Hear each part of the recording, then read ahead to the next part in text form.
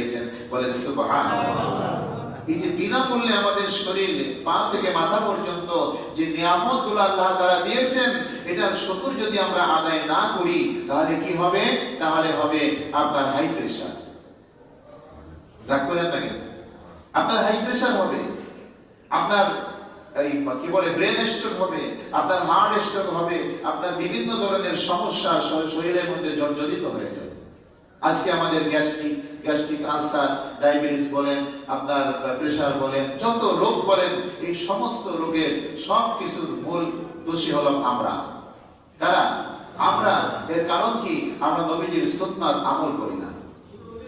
কথা বলেন, আমরা নবীজির সুন্নাত আমল করি না। আমরা জিজ্ঞাসা করলে বলি না যে আলহামদুলিল্লাহ, আল্লাহ আমাকে ভালো রেখেছেন, আল্লাহ আমাকে সুস্থ রেখেছেন, আল্লাহ আমাকে নিয়ামত দিয়েছেন। এই কথাটা আমাদের জবান থেকে বের হয় না। এটা শুধু জবানে নয়, এটা মন থেকে বলতে হবে। আপনি যখন মন থেকে যেদিন বলবেন যে আল্লাহ আমি সুস্থ আছি, তুমি আমাকে ভালো রেখেছো, দেখবেন আপনার হাই প্রেসার থাকবে না। আল্লাহর কসম করে বলি, আমার রাসূলের জীবনে অনুসরণ করলে, সুন্নাত মেনে চললে আপনার জীবনে আপনার রোগ থাকবে না। হয়তো মাঝে মাঝে একটু জ্বর ঠান্ডা লাগতে পারে, তা আবার 2-4 টাকার ওষুধে ইনশাআল্লাহ সেরে যাবে। বড় ধরনের কোনো রোগ আল্লাহ তাআলা আপনাকে দিবেন না, দিবেন না, দিবেন না। আল্লাহর কসম করে বলি, আল্লাহ রাসূলের হুকুম মতো চললে আপনার জীবনে কোনো অশান্তি আসবে না। সুবহানাল্লাহ। আমার প্রিয় ভাইরা, আমি মাঝে মাঝে আপনাদেরকে বলি যে গ্যাস্ট্রিক যদি দূর করতে চান, রাসূল সাল্লাল্লাহু আলাইহি ওয়াসাল্লামের তরিকা অনুসরণ করেন। পেটকে 3 ভাগ করেন, 1 ভাগ খাবার খান, 1 ভাগ পানি পান করেন, আর 1 ভাগ খালি রাখেন, আপনার গ্যাস্ট্রিক থাকবে না।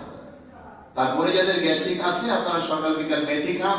আমার দয়াল নবীজি মেথি খেয়েছেন, এর দ্বারা আপনার শুধু গ্যাস্ট্রিক কমবে না, আপনার শরীরের অনেক রোগের উপকার হবে। এখন বলার সময়, রাসূলের অনুসরণ করলে আমরা ভালো থাকবো।